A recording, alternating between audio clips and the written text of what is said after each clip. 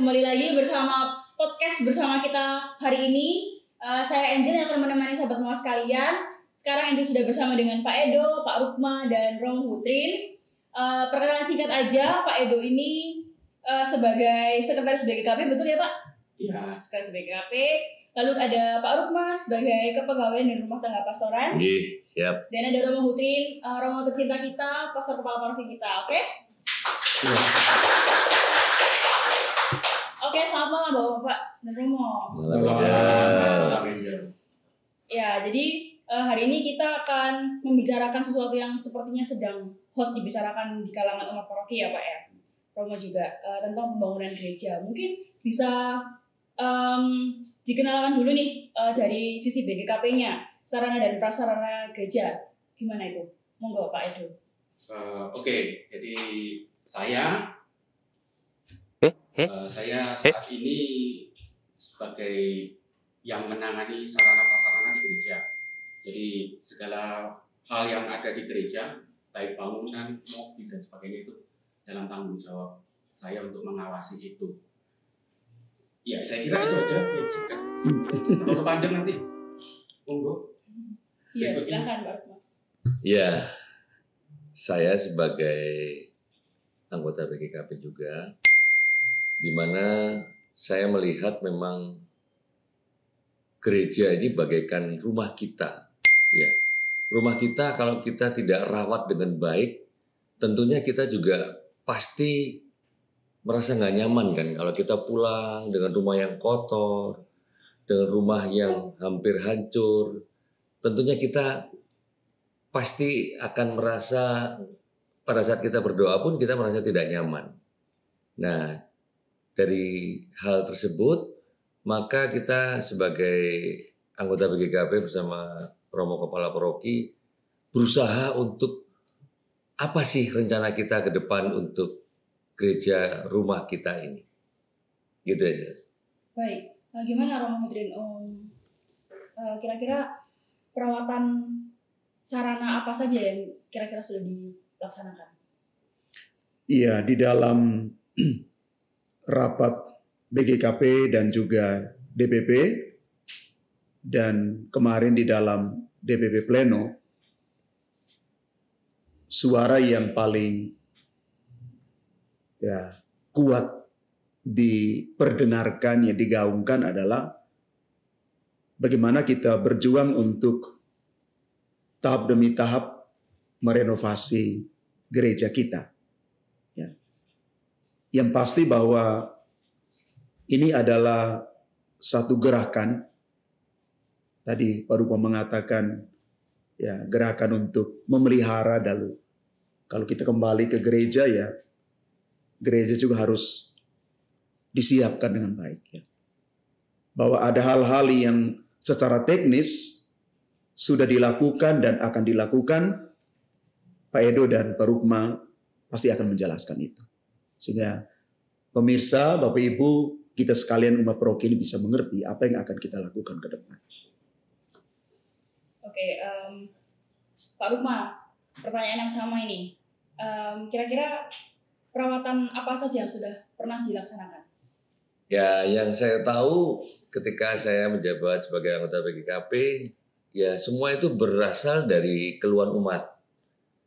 Pertama kali saya lihat, Romo mungkin sudah melihat juga, umatnya kipas-kipas. Wah, ini berarti ada masalah nih dengan AC. Akhirnya kami mulai melaksanakan suatu penyelidikan. AC ini kenapa bermasalah? AC-nya rusak, perlu diganti. Romo PKP sebagai ketua BGKP menyatakan, coba diselidiki deh. Ini maksudnya kita mau ganti, perbaiki, atau kita mau nambah unit baru. Nah, ketika kita sudah mendapat tugas seperti ini, saya menugaskan orang untuk mulai menyelidiki dan akhirnya ketemu bahwa permasalahannya itu sebetulnya hal yang simpel. Selama ini mungkin cara yang gampang kita kalau mau mati hidupkan AC di rumah tentunya kita kan pakai remote ya, nggak mungkin langsung ke on off ke listrik ya. Ini ternyata masalah. Itu masalah yang sudah bertahun-tahun juga. Jadi kami berusaha untuk membenahi hal itu. Kemudian dari sekian unit AC ya 9 dan 7 ini ternyata ada yang mengalami kerusakan total 3. Total ya, nggak bisa diapa-apakan. Nah, ditawarkan kepada kita 1 unit AC ini apakah harus diganti, diperbaiki. Nah, ketika kami berkonsultasi dengan Romo Kepala Paroki, bagaimana kalau kita mencoba dulu 1 dari 3 ini bisa kita perbaiki dulu sebelum kita putuskan dengan penggantian, karena penggantian cukup mahal. Ya, cukup mahal, 1 unit AC itu hampir 30 juta, 25-30 juta. Sedangkan perbaikan mungkin tidak sampai dengan 10 juta. Sehingga diputuskan pada saat itu dalam rapat BGKP, sudah perbaiki dulu saja. Kita coba lihat di dalam misa harian, misa minggu, apakah sudah memenuhi syarat apa enggak. Ternyata para umat juga, Romo juga melihat dari kejauhan kalau Romo lagi memimpin khotbah, mungkin wah sekarang yang kipas-kipas sudah mulai jarang katanya. Oh berarti ini sudah lumayan ini. Sudah lumayan nih, berarti sudah agak ada perbaikan. Sehingga 1 masalah sudah kita selesaikan. Nah, menyangkut kembali tentang kebocoran. Wah, tiba-tiba saya dihubungi oleh umat, dihubungi oleh security. Pak, gereja banjir. Waduh, apalagi ini sekarang habis AC baru beres. Gerejanya sekarang yang banjir. Baik, akhirnya kami selidiki, ternyata tidak hanya sesimpel menutup bolong supaya lubang ditutup selesai nggak banjir, nggak seperti itu. Baru saat itu ketemu permasalahan-permasalahan. Dan yang paling menggelitik kita semua adalah ternyata rumah kita ini, gereja kita ini sudah dipenuhi dengan rayap. Dan rayap ini mengancam, bahkan Romo juga berdoa jangan-jangan saya lagi mempersembahkan misa, saya kerubuhan sama plafon di sini. Nah, hal-hal yang seperti itu menjadi satu PR kita ke depan. Akhirnya yang kami lakukan saat ini adalah kami membuat tukang-tukang kami ini menginvestigasi, mengkompilir permasalahannya itu apa, kemudian nanti kita juga akan merencanakannya itu apa. Sehingga ketika saya laporan kepada Romo Kepala Paroki, oke, kita putuskan pada satu titik yang kita kenal dengan suatu renovasi gereja. Karena renovasi gereja ini tentunya tidak akan bisa tutup bocornya, poles selesai, genteng bocor ganti selesai, nah seperti itu. Karena permasalahannya sekarang sudah merambah ke hal yang cukup krusial dan cukup membahayakan, dan ya kalau boleh saya bilang kasihan gereja kita ini kalau kita tidak pelihara. Mungkin sampai di situ dulu Angel yang saya sudah lakukan. Nah nanti untuk kedepannya ya itu yang harus kita bicarakan. Oke, baik. Untuk Pak Edo, masih seputar sarana dan prasarana gereja ini Pak. Titik kerusakannya itu seperti apa, dan penjelasan singkat bangunan gerejanya mungkin Pak bisa di-sharingkan.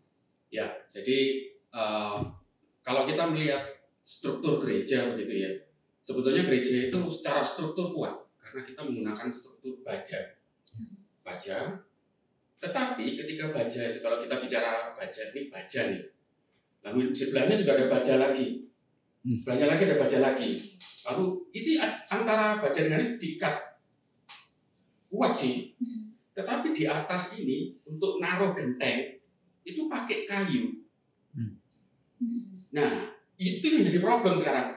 Karena kayu yang itu, kayunya kecil, namanya kayu reng kalau bahasa apa ya? Bahasa Jawanya itu kayu reng. Nah, kayu reng itu kalau kayu kemudian ada bocor sedikit begitu. Nah, dia mulai lembab. Ketika lembab, terus namanya rayap itu akan suka dengan yang kayu begitu. Kayu kita ini sudah berumur 35 tahun. Ya. Seumur dengan gereja ya Pak ya. Maka memang itu akhirnya membentuk, karena kayunya ini sudah apa ya? Sudah ya namanya kayu yang tua begitu. Jadi dia turun begitu, otomatis gentengnya tidak bisa pas sehingga keluar keluar lubang begitu, air turun masuk ke dalam kayu yang sudah kering menjadi lembab dan akhirnya rayap suka di situ. Dan itu ada yang kita tahu ya, 1, 2, 3, 4 itu sudah jadi sarang. Sehingga ketika kemarin waktu hujan pertama, nah biasa ya kalau setelah hujan pertama dia kan rayap itu keluar laron yang terbang-terbang itu.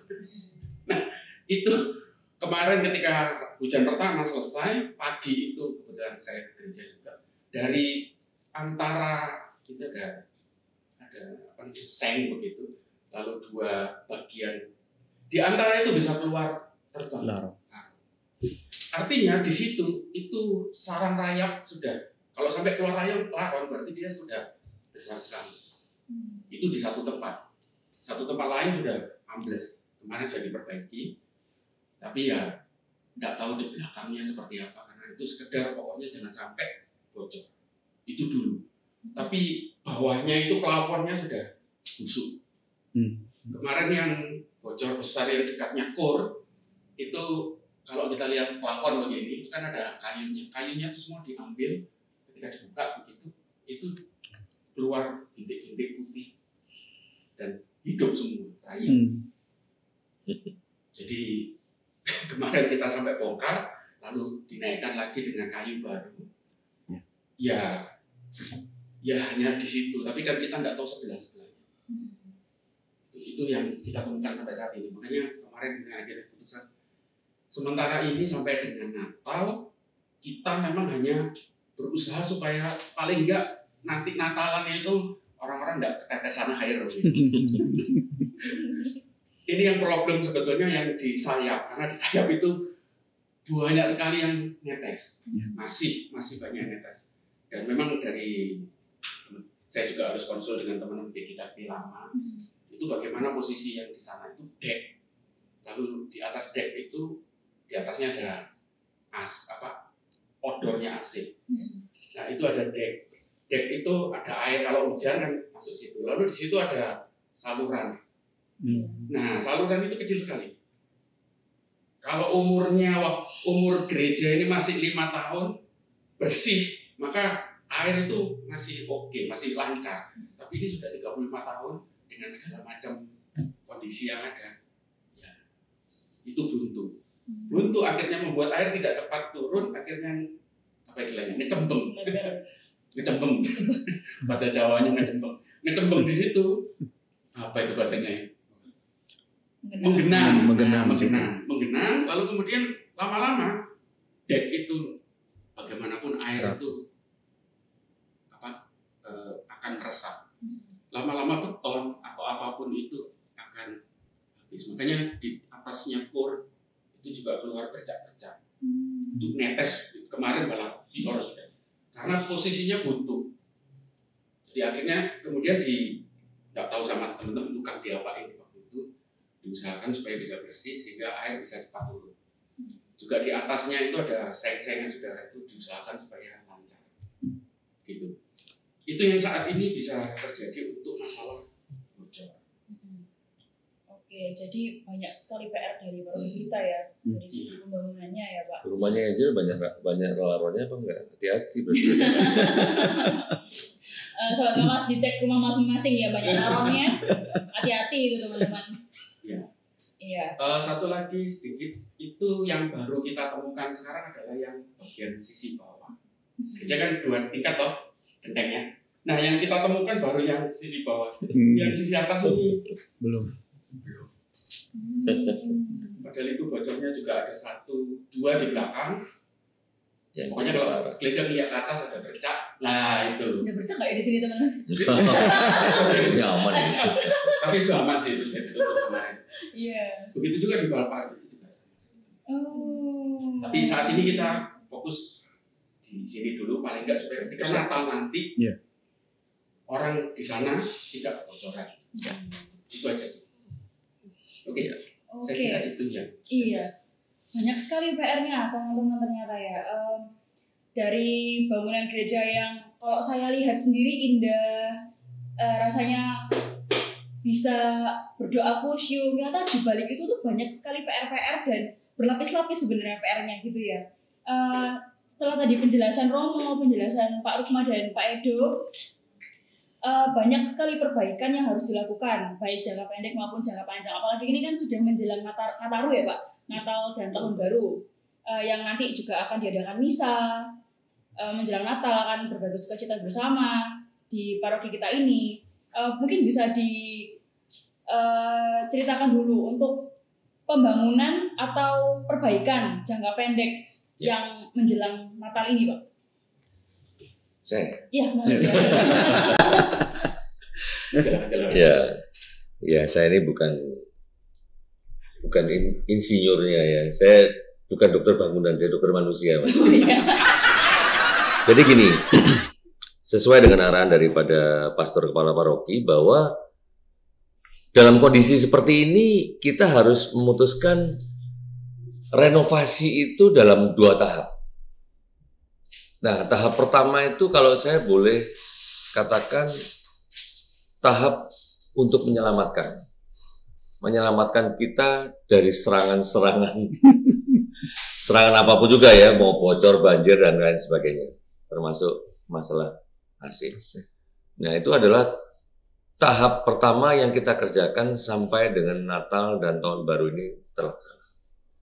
Nah, tahap kedua ini adalah tahap yang besar, di mana pasti memerlukan biaya yang tidak mungkin biaya yang kecil, biaya yang cukup besar pasti. Karena kalau saya boleh membayangkan, sekalipun saya tidak begitu tahu tentang bangunan, tapi namanya kita kalau merombak satu rumah, di mana rumah itu mengalami suatu kerusakan yang berat, pasti perbaikannya kan harus yang berat juga dong kalau seperti itu. Nah, kita harus membongkar. Nah, yang dipikirkan oleh Romo Kepala Paroki sebagai Ketua BGKP, kita mau misah di mana nih sekarang? Kalau dibongkar rumahnya, kita harus punya kontrakan rumah dulu dong kayak gitu ya. Ya begitu halnya kalau kita dengan gereja, kita harus punya kontrakan gereja juga. Kan gitu aja. Ya. Jadi itu yang harus kita pikirkan ya. Bagaimana sistemnya, berapa lama, biayanya berapa. Nah, itu yang nanti kita akan buatkan dalam bentuk satu proposal yang pasti akan saya memohon bantuan kepada semua pejabat-pejabat gereja, karena pejabat gereja itu bukan hanya DPP dan BGKP saja. Ketua lingkungan beserta seksi-seksinya itu adalah juga pejabat gereja menurut saya. Dan akan membantu kita semua sehingga kita boleh membangun rumah kita, gereja kita ini menjadi gereja yang indah dan untuk jangka panjang. Mengingat sudah 30 tahun lebih, ya sudah saatnya kita sekarang ini berbenah. Mungkin itu secara garis besar aja yang bisa saya jelaskan.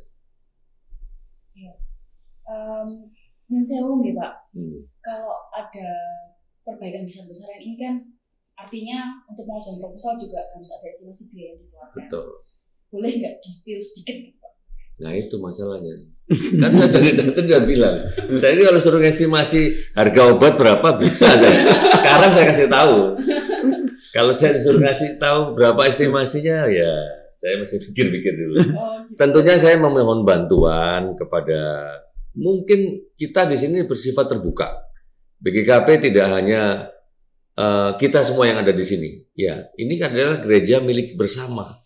Jadi kalau memang ada usul-usul, misalnya saya pernah bilang kepada teman-teman yang di lingkungan, kalau punya ada usul, wah Pak itu dibangunnya jangan pakai reng lagi katanya Pak Edo, pakai galvalum. Pakai bajanya nanti diperluas.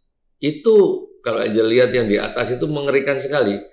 Saya juga nggak tahu ya, mungkin karena dilihat dari segi keindahan. Sehingga jaraknya berapa Pak Edo? Untuk masuk itu hanya sebatasnya 60 cm ya? Setengah meter. Ya 60 cm. Nah, bayangkan aja, orang suruh masuk merayap begitu, terus gimana caranya seperti itu? Nah itu juga perlu kita pikirkan. Kalau kita membongkar gereja ini, berarti juga kita harus memikirkan hal ini. Sehingga kalau ada perbaikan-perbaikan kecil, kita juga harus tahu caranya gimana dong kalau memperbaiki itu? Lah kita masuk aja cuma 60 cm, gimana caranya masuk itu kan susah sekali. Bukan hanya masuknya yang sulit, menuju ke pintu masuknya itu. Iya.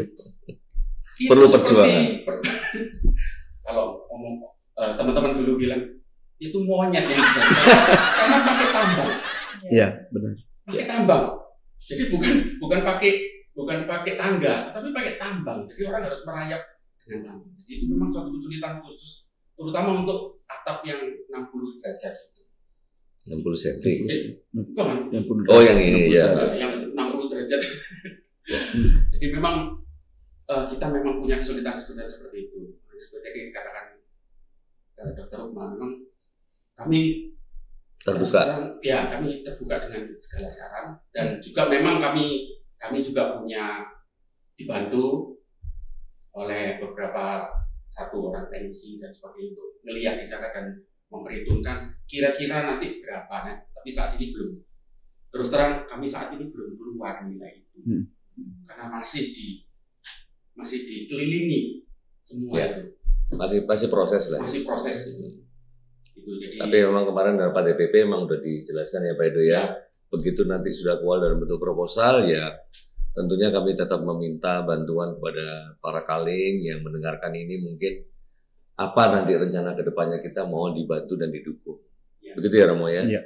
Karena intinya ini gereja kita bersama. Ya. Bukan gereja milik saya. Pak Edo. Bukan milik saya. Bukan juga milik Pak Dr. Roma, bahkan juga bukan milik Romo. Karena Romo ini sudah beda. Waduh, jangan dulu. Tapi kan kita tahu bahwa keuskupan dan juga provinsi LSPC juga kita punya rolling, jadwal rolling. Semua paroki mengalami. Jadi ketika rolling pasti ada. Nah, otomatis tidak bisa kita seperti misalkan milik sendiri udah mungkin sudah. Kita harus bersama-sama 6.400 umat Katolik paroki Salib Suci. Yuk bantu sama-sama begitu. Ya. Mari kita tunggu sampai proposal itu muncul. Ya. Oke. Romo, sebagai pastor kepala paroki yang tidak siap ditinggal oleh Romo, kami sebagai umat, sebagai ketua BKKP juga, kira-kira Romo, apa yang perlu umat bantu atau umat perlu kontribusi apa saja kira-kira untuk membantu rencana perbaikan atau renovasi gereja kita ini? Iya, yang paling utama adalah bahwa kita mau membangkitkan semangat memiliki gereja ini dulu, ya, bahwa ini rumah kita bersama yang sudah lebih dari 30 tahun, bahkan sudah menjelang 36 tahun ya. Kemarin kita rayakan 36 tahun. Ini gereja yang tadi Pedro sampaikan, ini strukturnya kuat sekali, sangat kuat. Tetapi karena dimakan usia, ya mau tidak mau kita harus melakukan yang namanya renovasi. Dan renovasi yang kita mulai tahap pertama ini yang ringan-ringan dulu. Tapi ke depan, memasuki tahun baru ya pasti kita akan renovasi yang besar. Pertama kita menemukan titik-titik kebocoran, kita sudah menemukan itu, AC sudah mulai perlahan kita benahi, ya. Selanjutnya kita akan ambil langkah yang besar. Ketika langkah besar ini kita ambil, yang pasti dua hal sangat dibutuhkan. Satu, partisipasi umat. Yang kedua, biaya bukan sedikit. Maka itu yang kita perlu sampaikan kepada umat bahwa kerjasama dan sama-sama bekerja ini perlu, ya, supaya kita bisa menggolkan ya cita-cita bersama ini, ya, cita-cita bersama ini. Tadi Pak Edo dan Pak Dr. Rukma sudah sampaikan semua tentang langkah ke depan, bahwa tidak ada pekerjaan yang mustahil ya kalau kita bersama-sama. Kita bersama-sama, saya yakin semua pekerjaan yang berat apapun pasti kita akan lewati. Tapi yang paling utama adalah kita betul-betul berjuang untuk memiliki gereja ini, ya, supaya kita bersama-sama membangun gereja ini ke depan lebih baik. Kita harus akui struktur bangunan indah ini, dan kalau kita pergi ke arah selatan ini, Salib Suci itu masih menjadi ikon. Ya. Masih indah sekali gereja kita ini. Gereja kita ini. Hanya sekali karena termakan usia, maka kita juga butuh renovasi yang perlu. Begitu Angel ya. Baik Romo, terakhir sebagai closing statement Romo mungkin bisa disampaikan pesan untuk umat dari Pak Rukma dan Pak Edo juga demikian. Silakan Romo. Baik, saya sekali lagi mohon kerjasama dan keterlibatan umat sekalian dalam rangka kita renovasi gereja Paroki Salib Suci. Yang pasti bahwa apapun yang kita lakukan ini tujuan cuma satu, supaya kita nyaman ya tinggal merayakan apapun perayaan Ekaristi dan juga sakramen-sakramen lain dalam gereja yang baik. Ya. Karena itu Bapak Ibu sekali lagi kita semua dipanggil untuk ambil bagian dalam renovasi ini. Itu dari saya. Bisa. Dari saya di dalam era kepemimpinan Romo Agus Sutrin sebagai pastor kepala paroki, kami sangat terbuka. Apapun juga, kami ingin semuanya bersifat transparan, sehingga kami juga ingin dipercaya juga oleh umat. Karena seperti yang sudah dikatakan Romo, bahwa ini adalah milik kita bersama, gereja kita bersama. Sehingga dengan demikian saran bentuk apapun, kalau pembiayaan tadi yang seperti sudah Romo katakan, kami terima dengan tangan terbuka, dengan pikiran yang terbuka, dan kami pasti akan sampaikan dalam forum BGKP sebagai saran dari seluruh umat yang ada, 6.400 umat ini, sumbangsih baik itu pemikiran maupun biaya sangat kami perlukan dan kami sangat terbuka. Silakan Pak Edo. Ya, kalau dari saya sendiri, karena saya bidang sarana prasarana, sebetulnya kami memang ingin ada keterlibatan dari lingkungan. Kalau bisa bentuk satu tim khusus untuk sarana prasarana untuk saling membantu, mengawasi, karena ini milik bersama, nggak cuma milik saya, Romo Agus dan sebagainya, tapi ini milik kita semua 6.000 umat ini. Maka kalau ada satu tim yang bisa bersama-sama memelihara, sama-sama jaga, saling mengawasi, saling memelihara satu dengan yang lain, saya kira itu akan sangat membantu. Dan juga kita tahu bahwa dana memang kita butuh dana pasti, dan juga kita butuh doa. Amin. Nah, jadi mari kita bersama-sama, ya tidak hanya sekedar berdoa, tapi juga berdana. Supaya gereja ini benar-benar kembali menjadi gereja yang nyaman bersama-sama kita tinggali. Amin. Saya kira itu. Ya, bisa. Oke, terima kasih Pak Rukma, Pak Edo, dan Romo Hutrin.